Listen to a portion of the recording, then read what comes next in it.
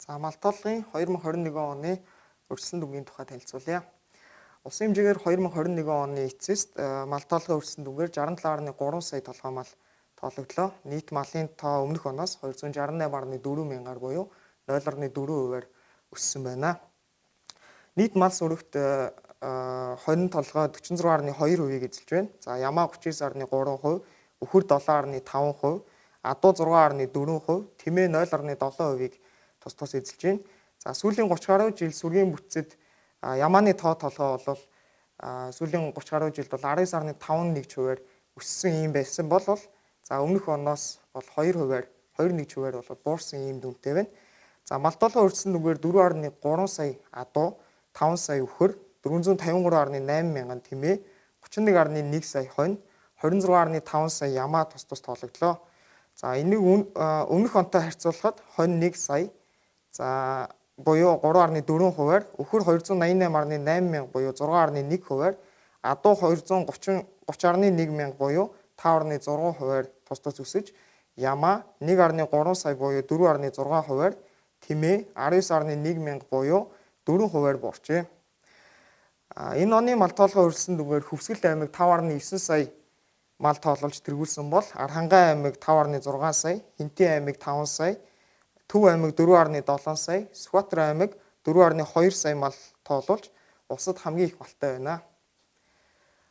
Орхон, Сэлэнг, Завхан, Баян Үлгий, Дорногов, Архангай, Булган, Хинтээ, Дорнод, Сүхбаатар, Ховд, Увс, Хөвсгөл аймагуудад малын тоо өмнөх оноос 17.4-өөс 440 мянгаар өссөн болвол Дархан уул, Говьсүмбэр, Улаанбаатар хот, Төв, Говь Алтай аймаг, Өвөн Говь, Өвөр Ангай, Дунд Говь, Баян Онгор аймагуудын хувьд малын тоо өмнөх оноос 5.2-оос 712.8 мянгаар буурсан байна. За Арангай аймаг адуу үхэр хоньны тоогоор улсад тэргүүлсэн болвол Өмнө Говь аймаг тэмээний тоогоор, Хөвсгөл аймаг ямааны тоогоор улсад тэргүүлсэн байна.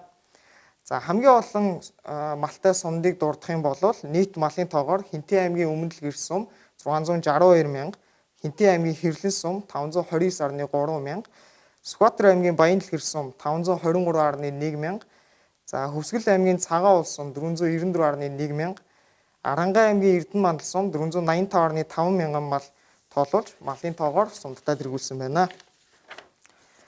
За мал тоолгын өрсөлдөн дүнгээр төлсөн хэлтэгч өмнөх оноос 2.9 саяар, за бойжуулсан төл 2.6 саяар тус буурсан байна. За 100 ихээс бойжуулсан төл 68 байгаа нь өмнөх оноос 6 төлөөр буурсан ийм дүнтэй байна.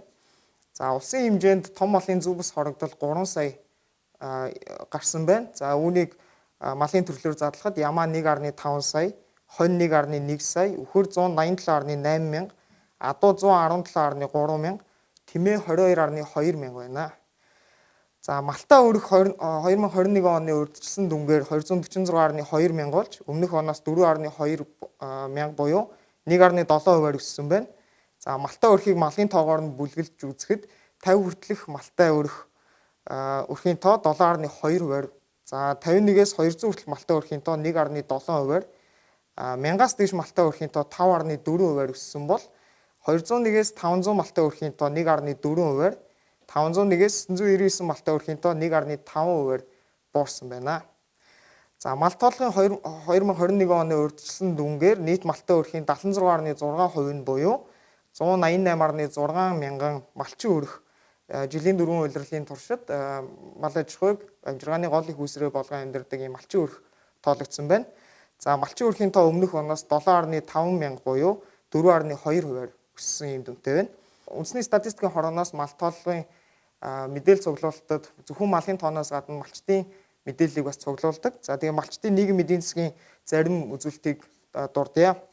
2021 оны мал тоолгын өрсөлдөн дүнгээр 305.2 мянган малчин тоологдсон байна. За нийт малчтын 180.4 мянга буюу 59.1% нь эрэгтэй, за 124.8 мянга буюу 40.9% нь эмэгтэй малчид байна. За нийт малчтын 39.4% нь зээлтэй байна. За зээл авсан малчтын 21%-ийг 25-аас 34 насны, 32%-ийг 35-аас 44 насны, 27%-ийг 45-аас 54 насны малчид эзэлж байна. За тоолгын өрсөлдөн дүнгээр нийт малчтын 35.2% нь нийгмийн даатгалд хамрагдсан байгаа болвол Нийгмийн даатгалд хамрагдсан малчдын 61% нь 35-аас 54 насныхан байна. За, малтоолгын урьдчилсан дүнг танилцууллаа. Анхаарал хандуулсанд баярлалаа.